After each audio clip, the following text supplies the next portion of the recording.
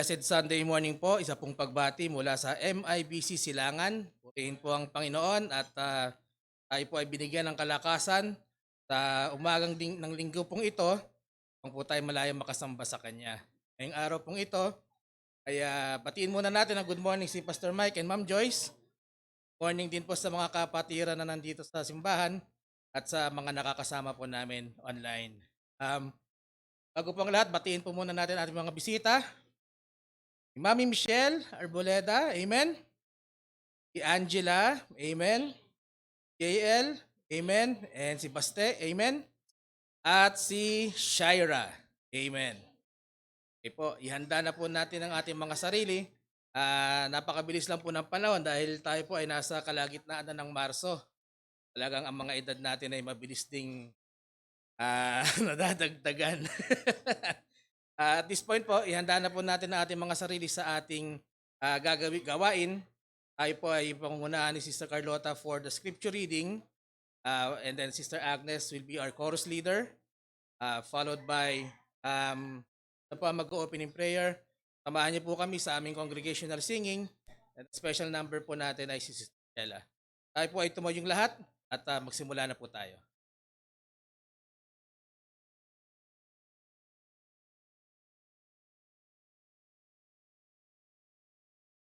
Psalm 119, verse 141 to 115. I am shall and I despise, yet do not I forget thy preserve. Thy righteousness is an everlasting righteousness, and thy law is the truth. Trouble and anguish have taken hold on me, yet thy commandments are my delights. The righteousness of thy testimonies is everlasting. Give me understanding, and I shall live. I cried with my whole heart, hear me, O Lord, I will keep thy statutes. I cried unto thee, save me, and I shall keep thy testimonies. I prevented the dawning of the morning, and cried, I hope in thy word. Mine eyes prevent the night, watches that I might meditate in the word. Hear my voice according unto thy loving kindness, O Lord, quicken me according of thy judgment. They draw night that follow after mischief. They draw night that follow after mischief. They are the far from thy law. Thou art near, O Lord, and all thy commandments are true. Concerning thy testimonies I have known, and all that thou hast founded them forever. Consider mine affliction and deliver. Deliver me, for I do not forget thy law. Fled my cause, and deliver me, quicken me according to thy word. Salvation is far from the wicked, for they seek not thy statutes. Great are thy tender mercy, O Lord, quicken me according to thy judgment. Many are persecutors and mine enemies, yet do not I not decline from thy testimonies. I beheld that transgressor and was grieved, because they kept not thy word. Consider how I love thy precept, quicken me, O Lord, according to thy loving kindness. May the Lord bless us through the reading of his word.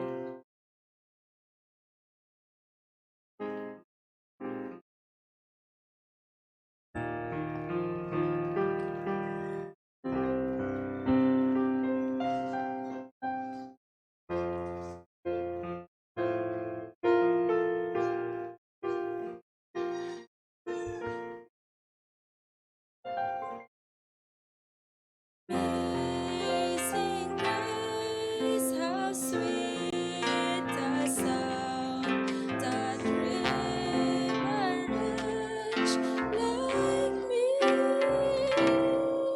I once was lost, but now I'm found. Was blind, but now I see. Was dead.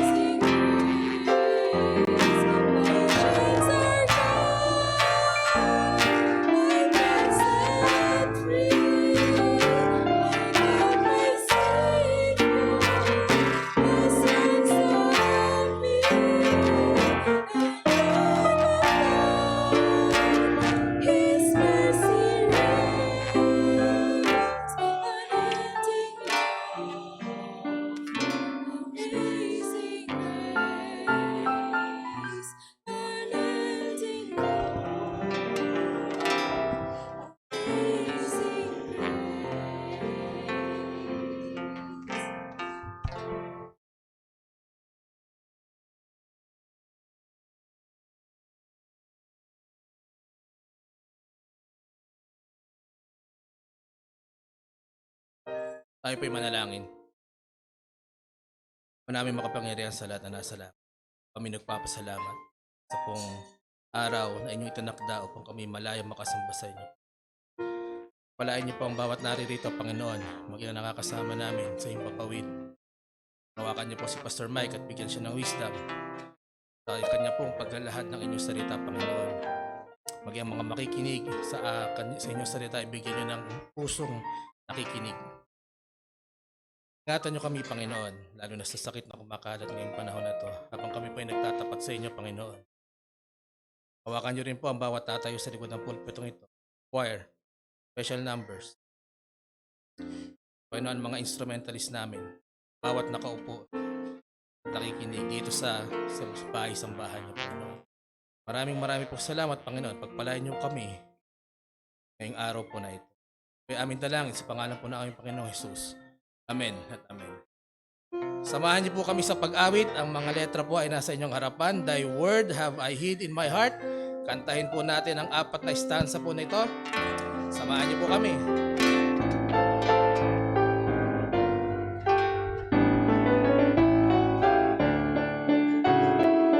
Ready?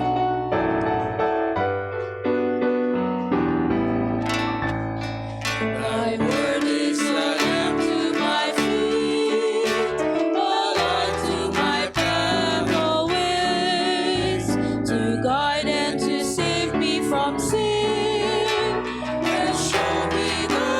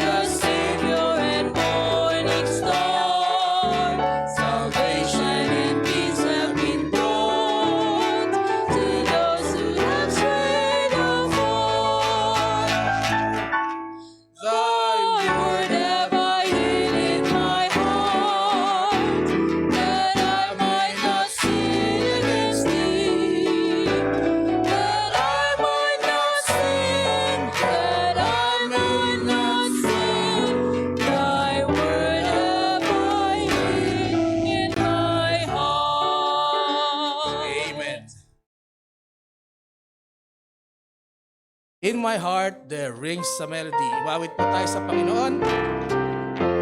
Ready? I have a song that Jesus gave me. It was sent from heaven above. There never was a sweeter melody. Tis a melody of love. In my heart there rings a melody. Sing. There rings a melody. Amen. Heaven's harmony. In my heart there rings a melody. There rings a melody. Amen. Number 2. Of love. I love the Christ who died on Calvary. For he washed my sins away. He put within my heart a melody. And I know it's there to stay. In my heart there rings a melody. There rings a melody with heaven's Amen. harmony. In my heart there rings a melody. There rings a melody of love. To be my endless living glory. To the angels I will sing. To be a song with glorious harmony. When the chords of heaven ring. In my heart there rings a melody. There rings a melody with heaven's harmony. In my heart there rings a melody. There is a melody of love. Amen. Makakaupo na po tayo at makakaninig po tayo ng special number from Sister Sheila.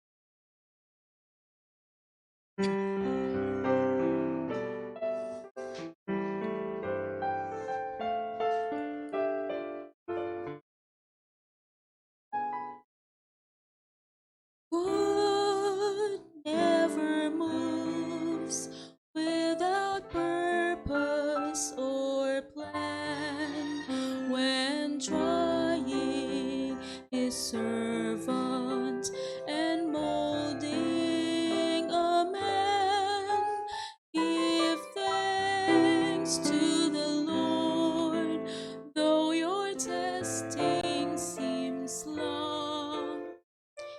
Darkness, he giveth a song. Voice in the Lord, he makes no mistake. He knows.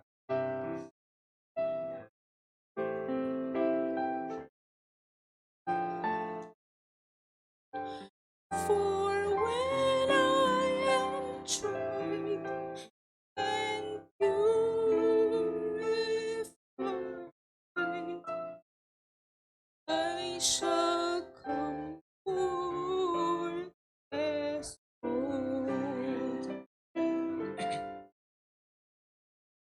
I could not see through the shadows ahead, so I looked at the cross of my Savior instead. I bowed to the will of the Master that day. Then peace came and tears fled away. Oh, rejoice in the Lord, he makes no mistake. He knoweth the end of each path that I take. For when I am tried and purified,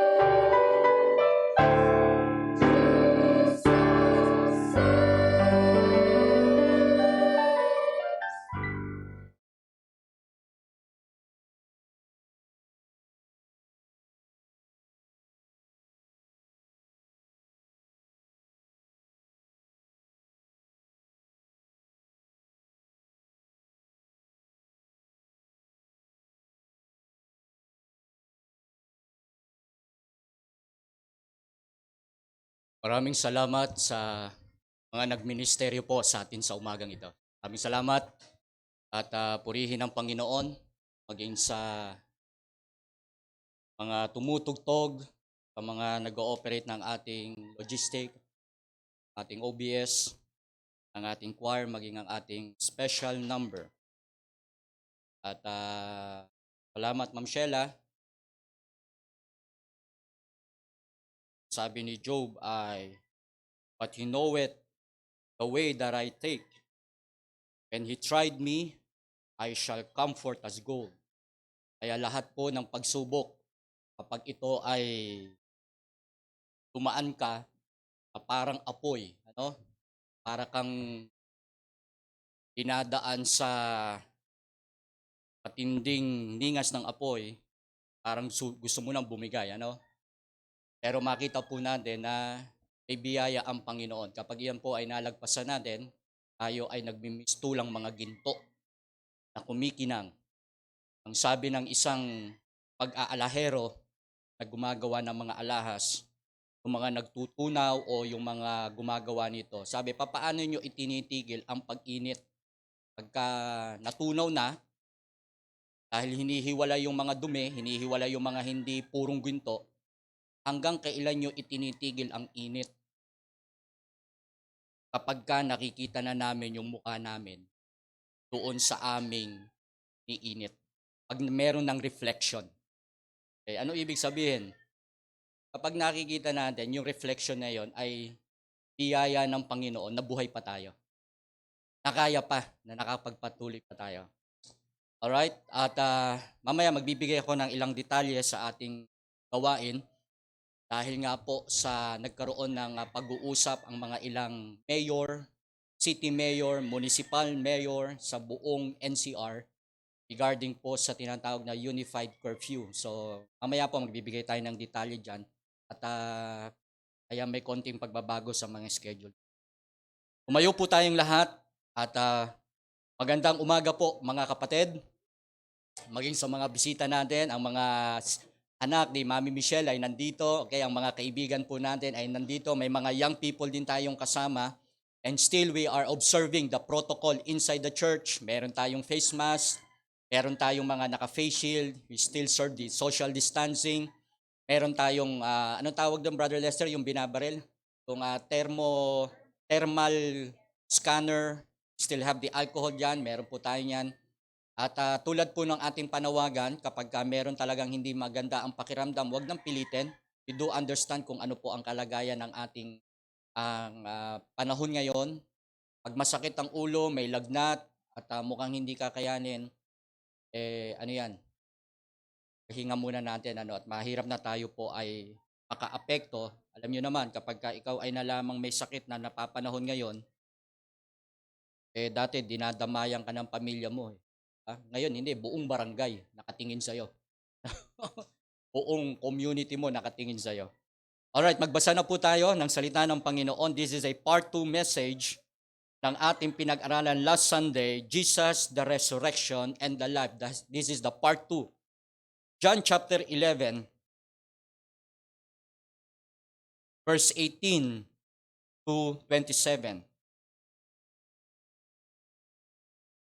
Magandang umaga din po sa ating mga nakakasama sa FB Live at purihin ang Panginoon. Ang Sunday po ay talagang kinalulugod ng Panginoon sa mga taong nagbibigay ng oras pagdating sa gawain. Maraming tao ang very neglected ang araw ng Sunday. Alright, basahin po natin. John chapter 11 from verse 18 to 27. Ready? Begin. Now Bethany was nigh unto Jerusalem, about 15 furlongs off. And many of the Jews came to Martha and Mary to comfort them concerning their brother. Then Martha, as soon as she heard that Jesus was coming, went and met him, but Mary sat still in the house. Then said Martha unto Jesus, Lord, if thou had been here, my brother had not died. But I know that even now, whatsoever thou wilt ask of God, God will give it thee. Jesus said unto her, Thy brother shall rise again. Martha said unto him, I know that he shall rise again in the resurrection at the last day. Jesus said unto her, I am the resurrection and the life. He that believeth in me, though he were dead, yet shall he live. And whatsoever liveth and believeth in me shall never die. Believest thou this? She said unto him, Yea, Lord, I believe that thou art the Christ, the Son of God, which should come into the world. Jesus Christ, the Messiah, the Meshua, sa mga Muslim, ito ay, tawagin nila ay si Allah. Okay? Kasi ang Jesus dito ay God, di po siya tao lang, kundi siya ay Diyos. Is a hypostatic union, 100% man, 100% God. Not 50% human or 50% God. No, magkaiba po yun. Jesus Christ, the Jehoshua, the Jehovah, the resurrection, and the life. Manalangin po tayo. Kapagpalang Diyos na makapangyarihan sa lahat, minsan pa kami po ay lumalapit at humihingi ng inyong kalakasan. Huwag pong ma-defeat ang purpose ng aming pagparito, kundi kami ay mapagpala. Pakita po namin ang inyong mukha, ang inyong kalooban. Huwag lang pong masabing nagpunta kami ng church, kundi kami ay ma-bless, ma-rebuke, maggamot ang bagay na meron kami na hindi namin kaya. Panginoon, alam po namin na kayo ang above all things, whether sickness, kahirapan man, or death, you are above all things. Dakilang Diyos, hawakan niyo po ang pangangaral po ng inyong salita. Hawakan niyo rin po ang inyong mga anak na siyang nakikinig dito po sa church, maging sa FB Live. Ang mga kaibigan po namin na nasa iba't ibang lugar na siyang nakapunghay ngayon, Panginoon. At ang panalangin namin, ang banal na Espiritu ang patuloy na mangusap. Tinataboy po namin sa pamamagitan ng inyong banal na dugo ng aming Panginoong Hesukristo at sa kapangyarihan ng banal na Espiritu, O Ama, walang bahagi ang Satanas, ang Diablo, ang kadiliman sa banal na gawain ito. Kaya nga po kami ay patuloy na humihingi ng inyong paggabay sa gawain at paging sa pangunguna po ninyo sa bawat isa. Alain niyo po ang bawat isa sa araw na ito. Ito po ay aming panalangin. Amen at amen. Makakaupo na po tayo. Pinag-aralan po natin ang 3 puntos, pero doon lamang po ako nag-concentrate sa unang puntos natin, the affection of the Messiah. At pinag-aralan po natin ang assurance na binigay sa atin ng Panginoon. Because of the affection, yung kanyang nararamdaman, yung kanyang tibok, yung kanyang nararamdaman sa atin, yung kanyang feelings bilang isang Diyos, bilang isang tao, ay meron po siyang compassion. When God saw the multitude, ang sabi lagi ng Panginoon, He was moved with compassion. Pag nakakakita ang Panginoon ng maraming tao, ng mga bata na napapariwara, mga walang direksyon, ang sabi ng Panginoon, they are sheep having no shepherd. Mga tupa na walang mga nangunguna sa kanila. Mga kawan na walang tagapanguna, walang nagpapastor. Yan po ang tingin ng Panginoon kapag siya ay nakatingin sa malayo at nakikita niya ang maraming tao na sumusunod sa kanya. He was moved with compassion, kaya po meron assurance na binigay sa atin ang Diyos. Yung katiyakan, we are secured.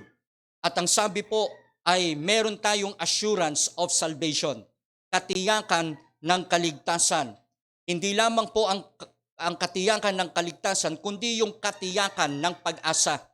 Pag-asa na kung saan ay wala ka nang masasandalan, wala ka nang malalapitan. Tanging ang Diyos lamang ang iyong pag-asa. Kung bakit nagpapatuloy, kung bakit naglalakbay, ibig sabihin talagang hindi tumitigil ang isang tao, ang isang mananampalataya, dahil meron pa siyang nakikitang pag-asa. Hindi sa tao, kundi sa Panginoon. There is also the assurance of faith. Katiyakan ng pananampalataya. Katiyakan sapagkat ipinapangako sa atin ng Panginoon ang mga spiritual things, mga eternal things na hindi natin nakikita, pero dahil pinaniwalaan natin ang salita ng Diyos, ang pananampalataya sa kanyang salita. Mga kapatid, kahit hindi pa natin nakikita, we believe that there is God, that there is heaven, and that there is also Satan na pwede tayong hadlangan. And there is assurance of faith, mga kapatid. Kaya yung pananampalataya ninyo, mas malalim pa ito sa panata. Mas malalim pa ito sa paniniwala. This is a faith na sinasabing substance of all things na hindi pa natin. Ito yung mga evidence na mga katunayan ng mga bagay na hindi pa natin nakikita. Mga kapatid, di ba? Bakit kayo nagpupunta ng church? You believe because that you are serving God. Kahit hindi mo siya nakikita, nagpupunta ka. Di ba? Naniniwala tayo na may langit. Kahit hindi pa natin nakikita langit, alam natin na may langit tayong uuwian pagdating ng araw. Now, let's be practical. Kahit na nung tinanggap natin ang Panginoon, by faith, we believe that when we die, because we accept the Lord Jesus Christ in our heart, we believe by faith. Because of this, the assurance of faith, mga kapatid, pag namatay tayo, meron tayong langit na bayang uuwian. Pero ninyo yung mga assurance na binigay ng Diyos sa atin. And also, the assurance of understanding. Yung katiyakan ng pangunawa. Pastor, hindi ko naintindihan, hindi ko maunawaan. Mga kapatid, once na ikaw ay nakakarinig, ikaw ay nasa katinuan pa ng iyong isip, ikaw ay nakakadama, hindi po pwedeng, hindi ako naniniwalang may bobo eh. Hindi ako naniniwalang, Pastor, hindi ko kaya. Kaya yan. There is an assurance of understanding. Nabibigyan ka ng Panginoon. If any of you lack wisdom, ang sabi ng James, ask God na siyang nagbibigay ng lahat ng ito. Kaya hindi po pwedeng Kristiyano ka, nakakilala ka sa Panginoon, you believe in God, na siya'y makapangyarihan, nagbibigay ng lahat ng bagay. Mga kapatid, di mas lalo kang bibigyan ng Diyos ng karunungan. The reason why people, kung bakit siya napapahamak, hindi niya alam ang gagawin, nakatulala. Alam niyo kung bakit? Hindi niya alam gagawin. Gagawin ko. Ay na. O, anong paraan natin? Mga kapatid, marami sa ganyan. The reason why there are people that are depressed, kasi wala na silang karunungan. At ang karunungan nila ay nakadepende sa tao. Mga kapatid, ang wisdom ng Panginoon, ang understanding ng Panginoon ay binigay po sa atin. Kaya nga po ang tao nagtatagumpay kasi alam niya ang gagawin. Kapag ka hindi mo alam, you ask for an advice. Humingi ka ng tulong. Walang masama, hindi makakabawas ng pagkatao mo kung lalapit ka, Pastor, ano bang dapat kong gawin? Lumapit ka sa mga may alam, sa mga nagtapos na mga professional, pagdating sa mga bagay na legal, pagdating sa mga legal ng medical, pagdating sa mga bagay na abukasya, na pagdating sa katarungan, pagdating sa agham. Mga kapatid, walang masama kung magtatanong ka para hindi ka maligaw, para hindi ka magmukhang, Hindi ba nakakaanong mahirap din naman kausap yung masyadong maraming alam.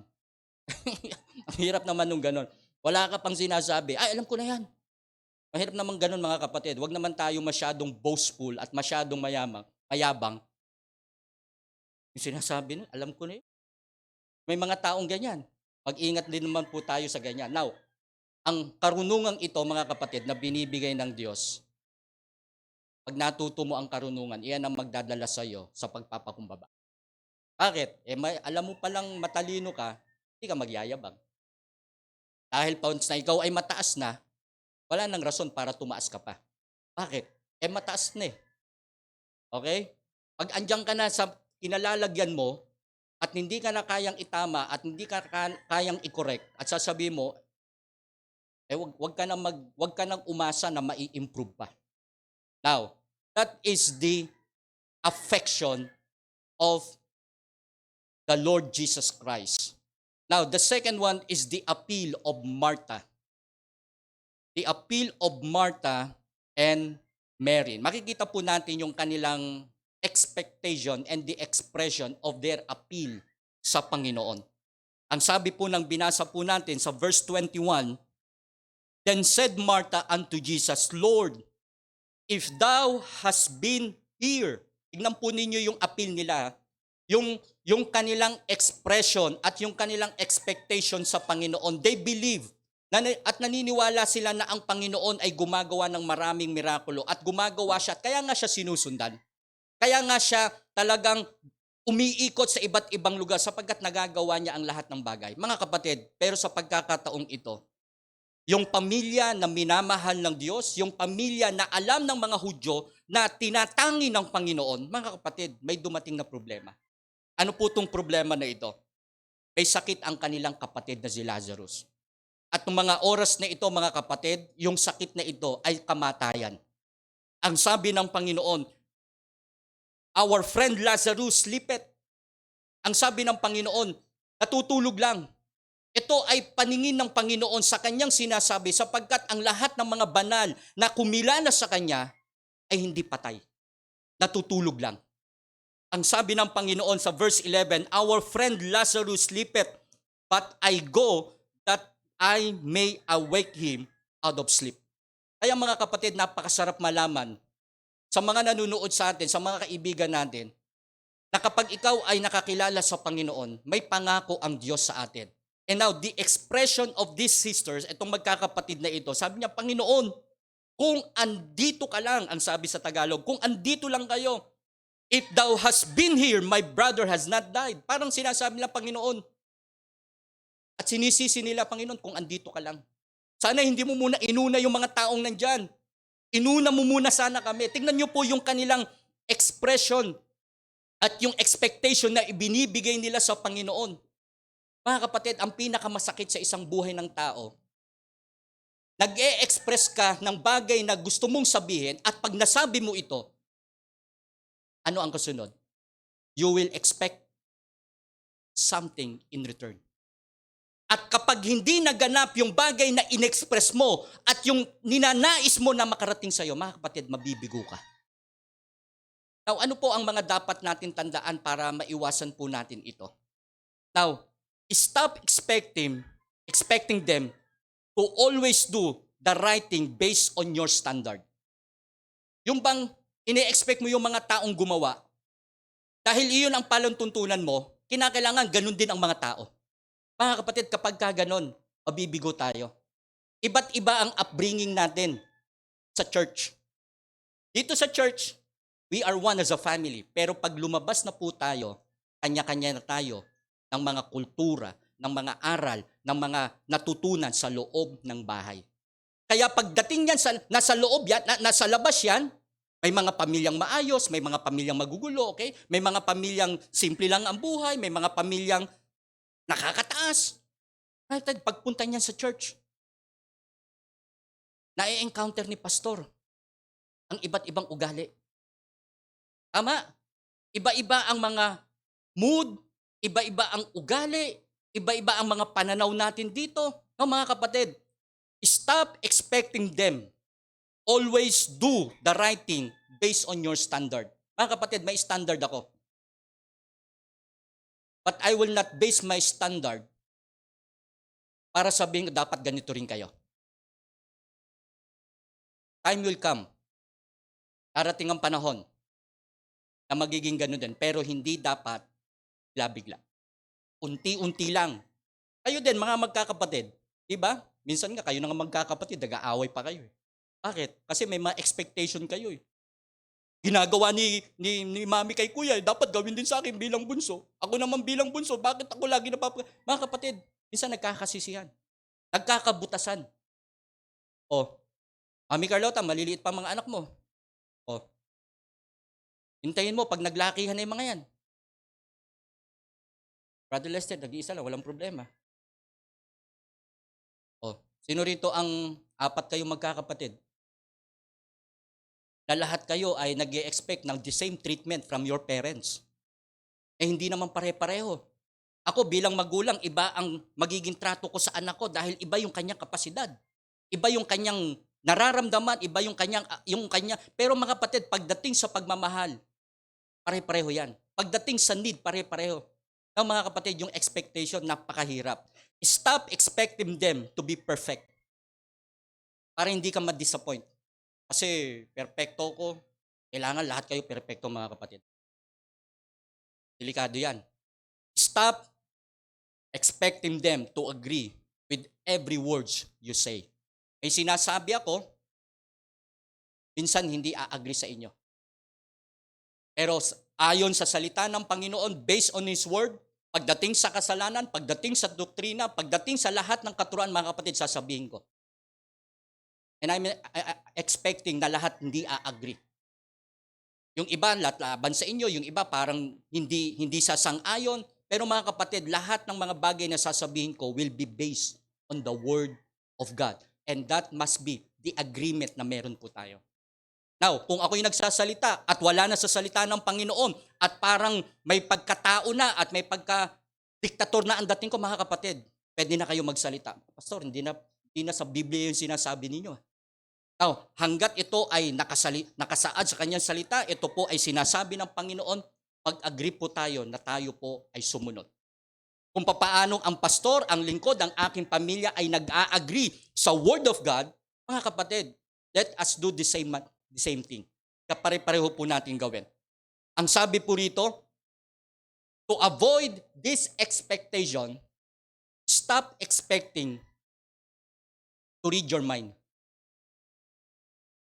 Yung bang wala ka naman sinabi, tinitigan mo lang, nagkagalit na kayo. Mo ba nakuha?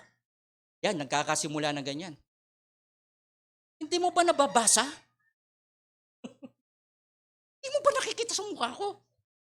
Ano ba nasa mukha mo? Hindi mo ba? Mga kapatid, ang hirap minsan. Pero, ang sarap makasama yung mga taong very sensitive sa emosyon, sa damdamin ng ibang tao.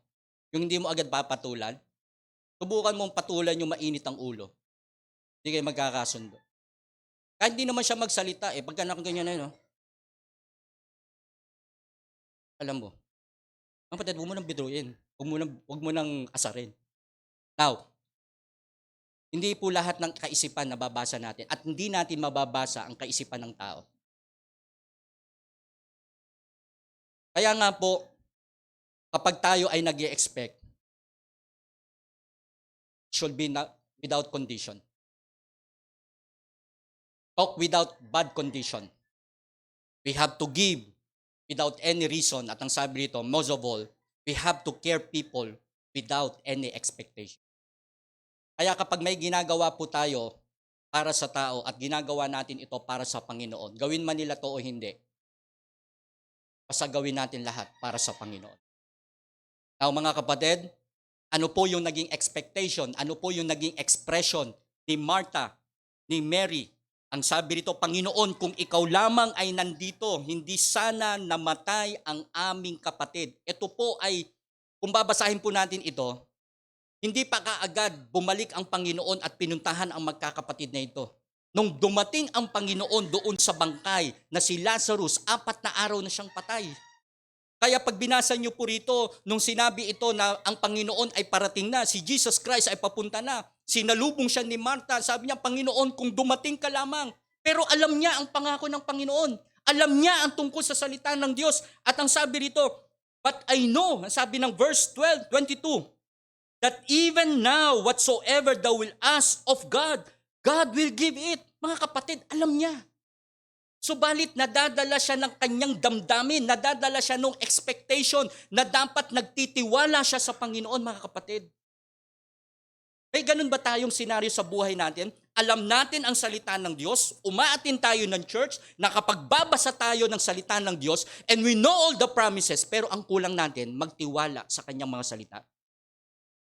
May pagkakataon nga, di ba?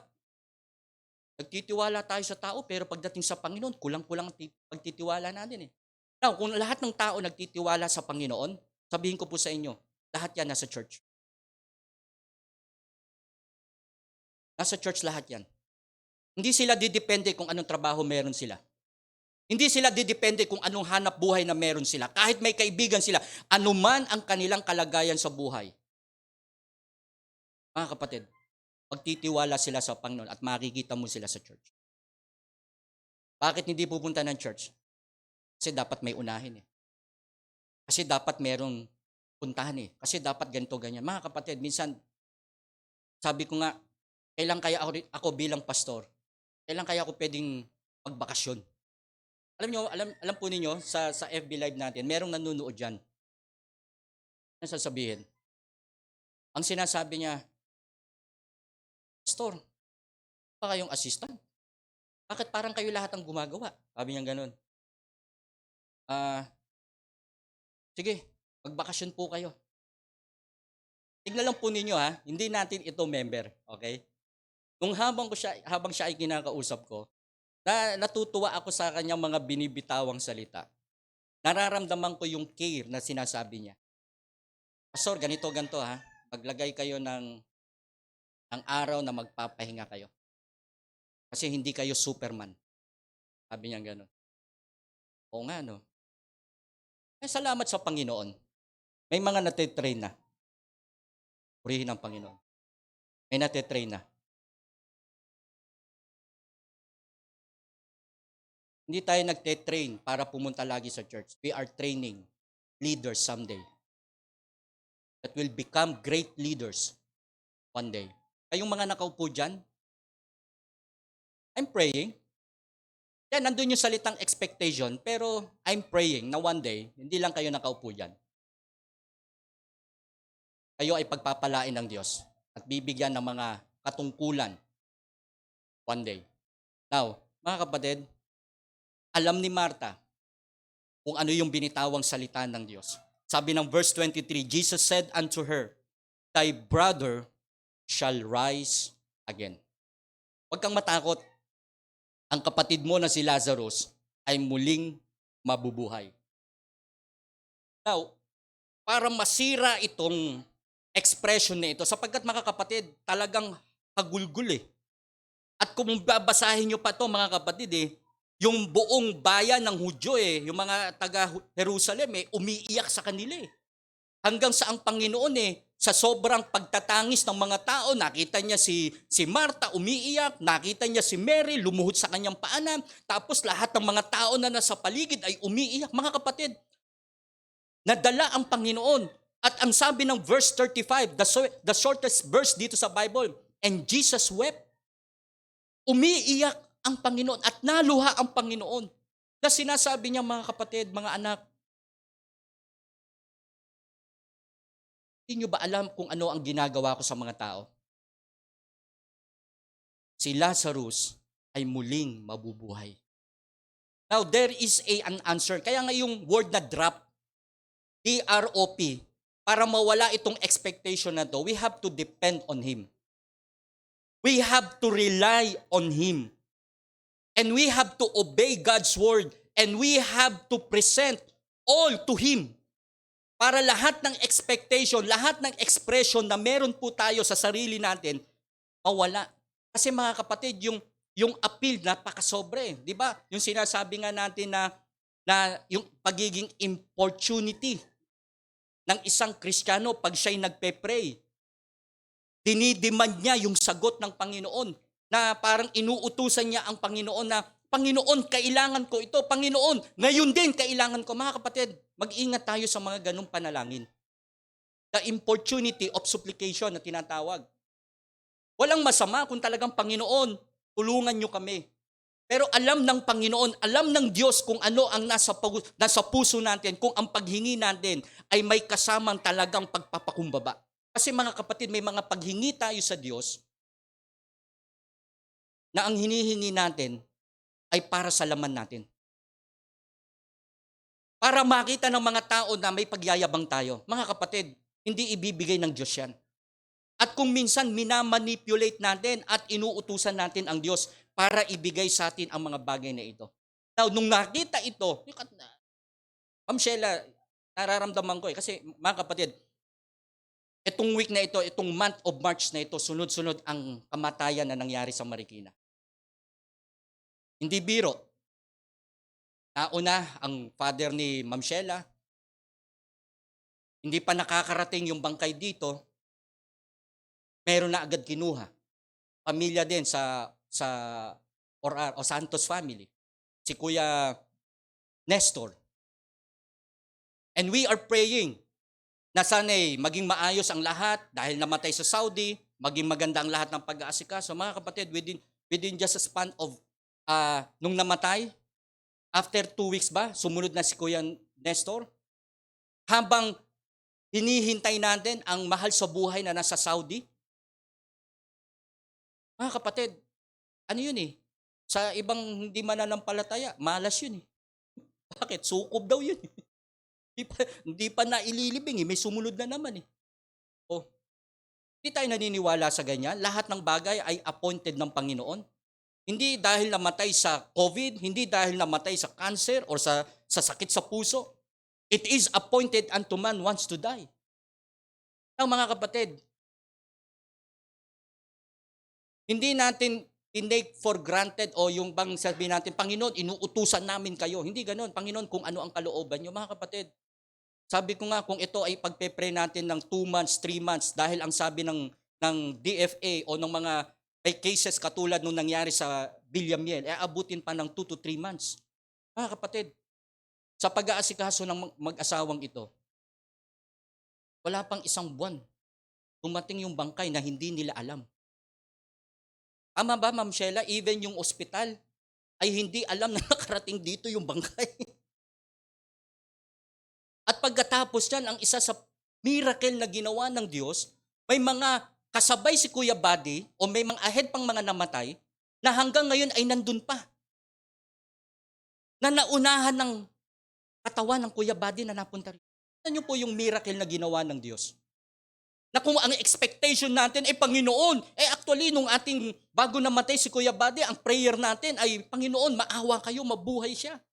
At hindi lang tayo ang nagpe-pray. Individual tayo nagpe-pray, mga churches ang nagpe-pray, ipinost pa natin sa FB kung paano ang talagang pagluhod natin sa Panginoon, mabuhay. Mga kapatid, hindi grinant ng Panginoon. Now, ano pong sinasabi rito? Ang sinasabi rito, katulad ng kay Lazarus, para luwalhatiin ang Panginoon. Mga kapatid, hindi binigay ang buhay eh. Pero along the way, pinakita ng Diyos ang kanyang mga mirakulo. Mga kapatid, pagkatapos na ilibing ni Kuya Nori, Kuya Nestor pala, nalilito ko doon sa dalawa eh, Nori na. Mga kapatid, yun na.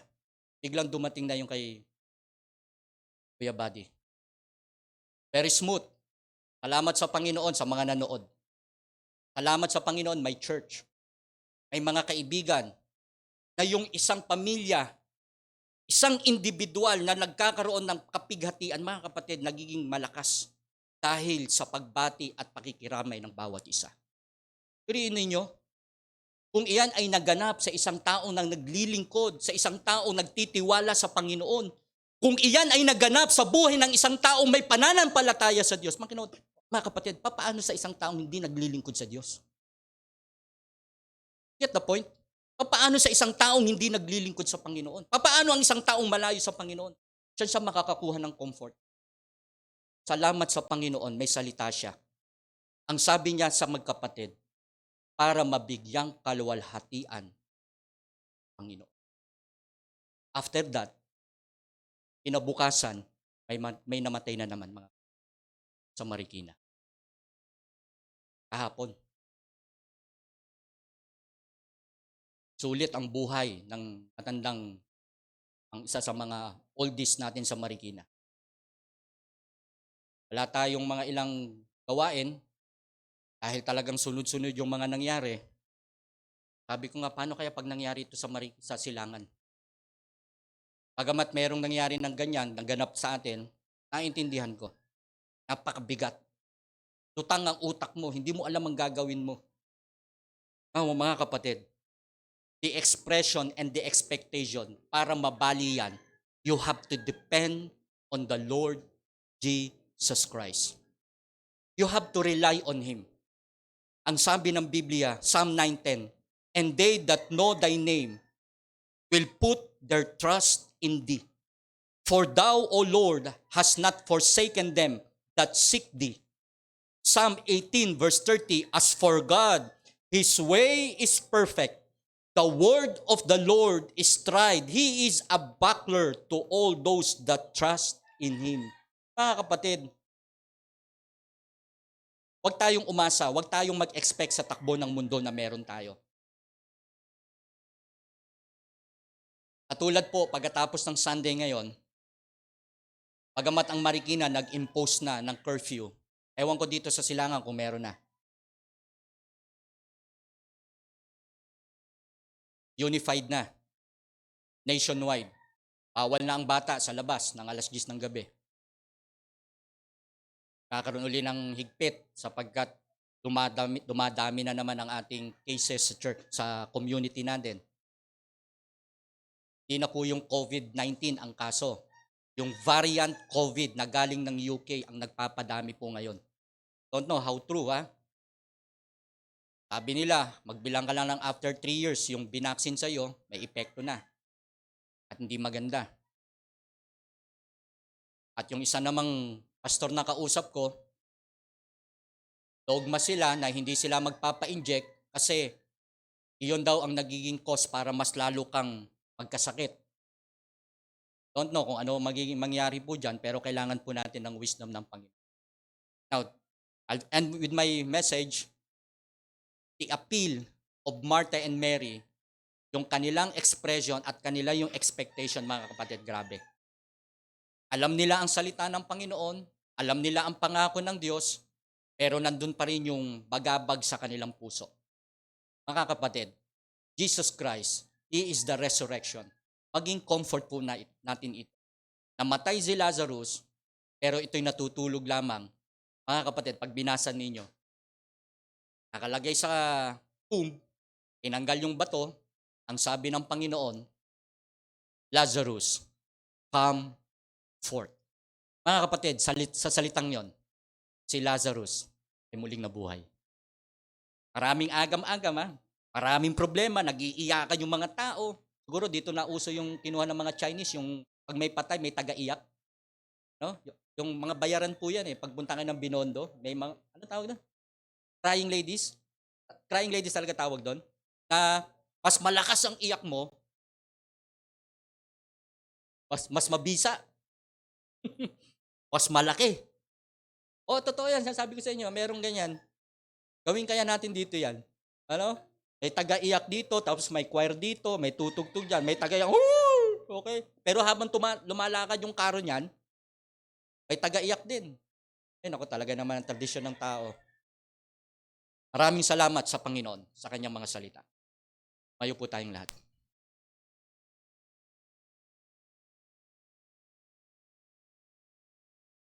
We have to depend on Him. Rely on Him. Obey on Him and present to all to Him. Ang sabi po ng 1 Peter 5:7, casting all your cares upon Him, for He careth for you. Para po yung mga bagay na ninanais natin na hindi naganap, yung mga bagay na dinadamdam natin kasi hindi nasunod, yung mga pag-ibig na binigay natin na hindi bumalik, yung mga bagay na parang nasayang, na minumukmuk natin ngayon ay wala na. We have to drop it all to God. Sa Kanya lang. Katulad ng ginawa ng Panginoon, nakikita niya, umiiyak si Martha, si Mary, pati ang mga tao ay nag-iyakan. The appeal, yung agony ng mga tao. Pero ang sabi ng Panginoon, believest thou this? Naniniwala ka ba dito? Ang sabi ni Martha, yeah, Lord, I believe. Thou art the Son of God. Mga kapatid, ako din bilang leader, bilang pastor, bilang ama, may mga bagay na nabubuhay ako sa expectation at yung expressiveness, yung expression ng aking buhay, minsan hindi ko mapigil. Pero that's human. That is the nature na meron tayo. But it doesn't mean hindi kayang galingin, hindi kayang tugunan ng Diyos. Kaya wag tayong mawawalan po ng pag-asa. May mga pinagpe-pray tayo ng mga individual, mga mahal natin sa buhay, magulang natin, asawa natin, na parang sasabihin natin, Panginoon, ang expectation ko, makakasama ko na naglilingkod. Ang expectation ko, Panginoon, tutugon kayo eh. Pero hindi nangyayari. So mga kapatid, tiwala pa rin ang kailangan natin sa Panginoon. You can come at sabi mo, Panginoon, muli niyo akong kinausap, muli niyo akong kinatagpo. Ako na lamang po ang kumikilos sa pamilya namin. Ako lang ang nag-iisa. At kung sinasabi mong ikaw lang ang nag-iisa, hindi ka pwedeng bumigay. You don't have to give up. You need to keep on sapagkat ikaw ang gagamitin ng Diyos sa mga taong wala ng pag-asa. Ikaw ang gagamitin ng Diyos sa mga taong wala ng nadidilima na ang kanilang nilalakaran. Ikaw ang gagamitin ng Diyos. Huwag mong laruin ang buhay. Huwag kang makipaglaro sa takbo ng mundo. Hindi ko naman sinasabing magseryoso ng matindi at maging istrikto. Ang sinasabi natin dito, ang realidad. Huwag kang mabuhay sa sarili mo, mabuhay ka para sa Panginoon.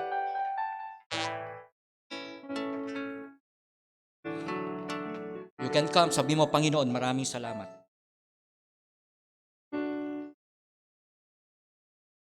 Kung hindi man ibigay ng Diyos, Romans 8:28, all things work together for good. Laging may magandang layunin at plano ang Diyos. Pag binasa pa natin at ulit-ulitin natin, hindi agad pumunta ang Diyos kay Lazarus sa pamilya ni Martha and Mary. Nagpaikot-ikot pa siya sa kanyang pagmimisyon. And later on, after 4 days, saka pa lamang siya nagpunta. It doesn't mean, mga kapatid, when God said no, it means na ayaw ng Diyos. Kapag ka hindi naibigay, it means a delay? No. There's always a perfect time para sa Diyos. Just have to wait. Just have to wait.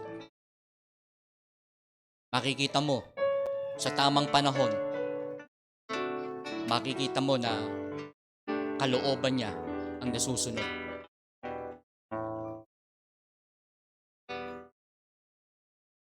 Maraming salamat po, dakilang Diyos, sa inyong mga salita.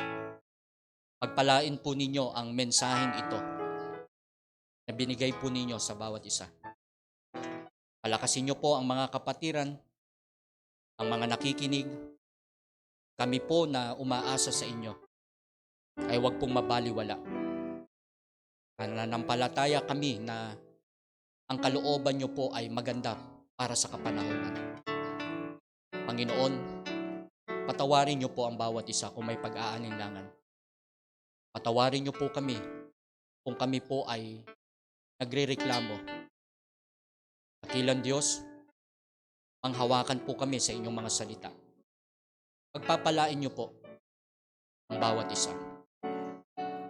Ito po ay aming panalangin sa ngalan ni Jesus. Amen at amen.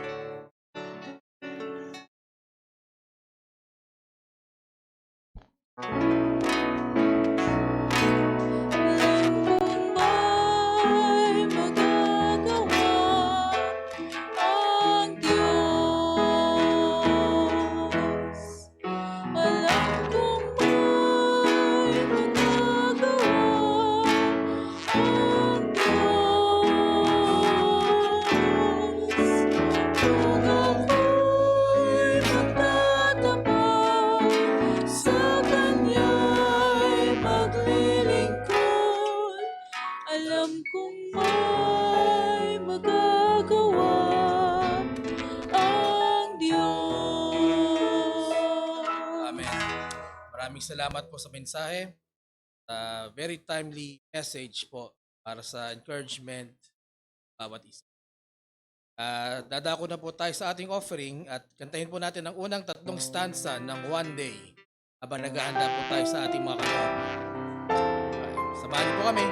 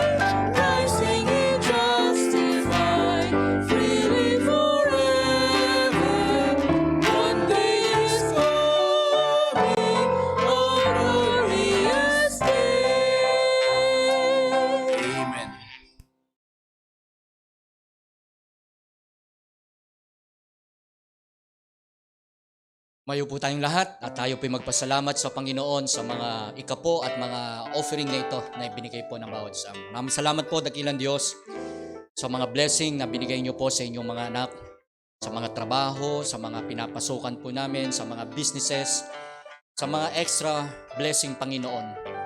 Ay muli naming binabalik ang lahat ng ito. Dakilang Diyos, dito niyo rin sinusukat ang aming pag-ibig. Ang panalangin po ng inyong lingkod ay buksan po ninyo ang durungawan sa langit na sukat at liglig at pipik, Panginoon, para po sa inyong mga anak. I-bless nyo po ang bawat isa. Ang panalangin ko, Panginoon, maging sa mga nagnanais na magkaroon ng bahagi subalit walang kakayahan. O Panginoon, i-bless nyo po ang kanilang buhay. Kasama po ng mga nasa FB, kayo po ang magpapala sa mga nasa tahanan, maging sa bawat individual po. Palain niyo po ang bawat isa sa pangalan ng Panginoong Yesus. Amen at amen. Makakaupo na po tayo. Alright, maraming salamat po sa ating programa ng ating pananambahan.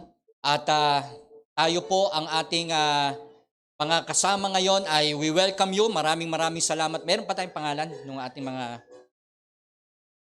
Si Angela, okay? Angela, welcome po. Tama, Angela, ang anak po, kapatid.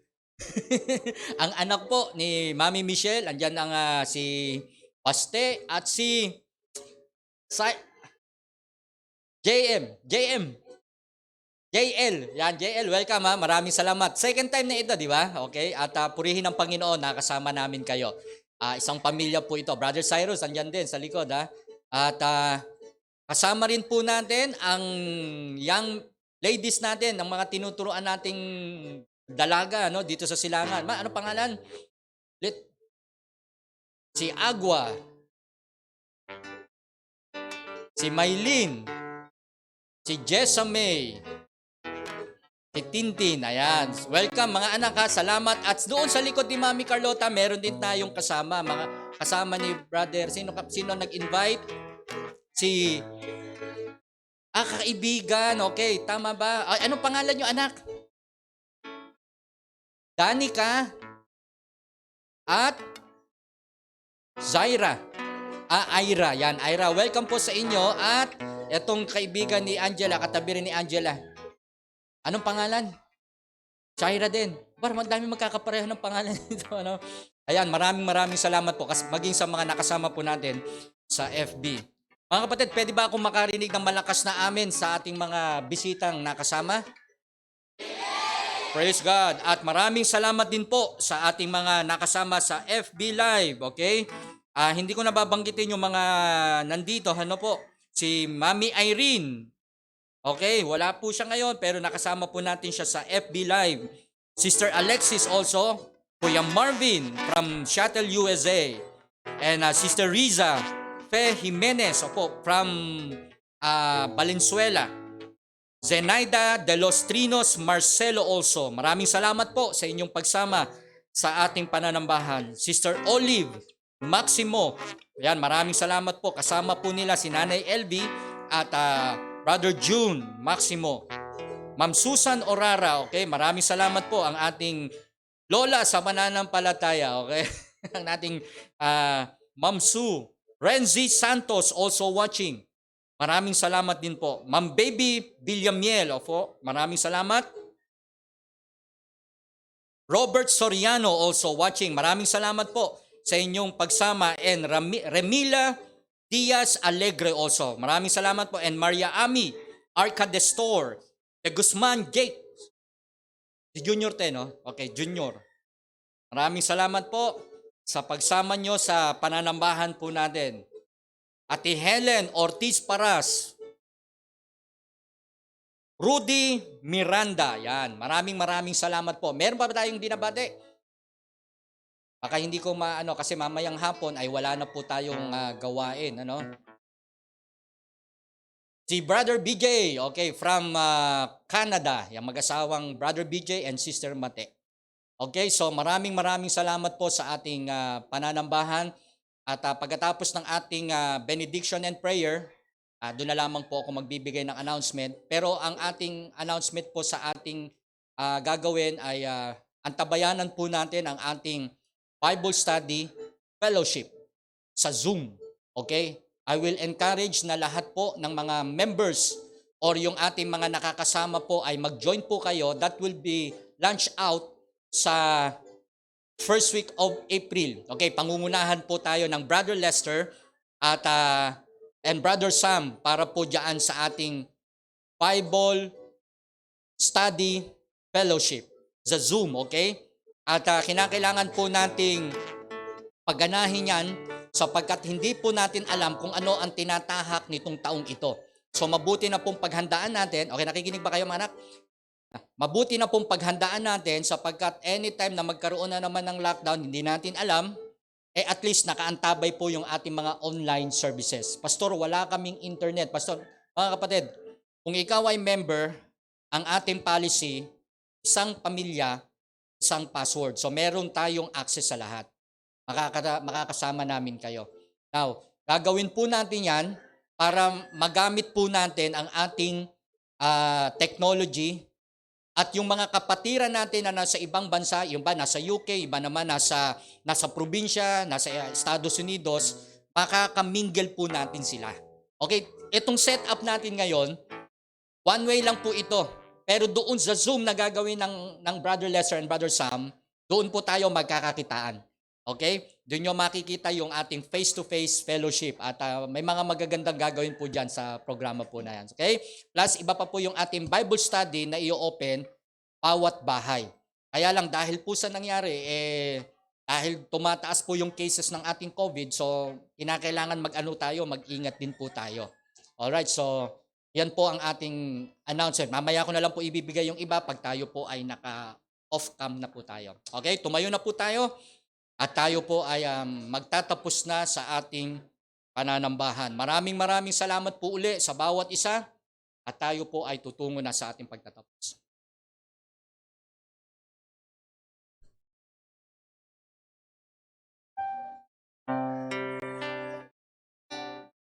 Manalangin po tayo.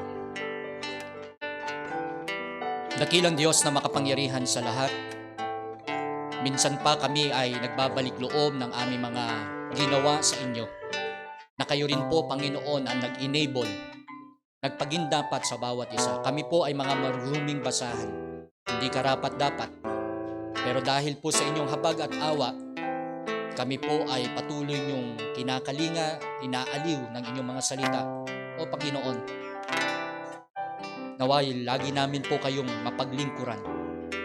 Ano man po ang kalagayan ng aming buhay at saan man kami, ay naipagpapatuloy po namin ang aming paglilingkod. Dakilang Diyos, patuloy niyo po kaming hawakan hanggang sa pagtatapos po ng gawain. Sa pagtataas po ng inyong alipin, ay patuloy niyo pong igawad ang inyong biyaya at pagpapala sa bawat isa. Ito po'y aming panalangin sa pangalan ng aming Panginoong Yesus. Everybody say, Amen at Amen. The sevenfold Amen.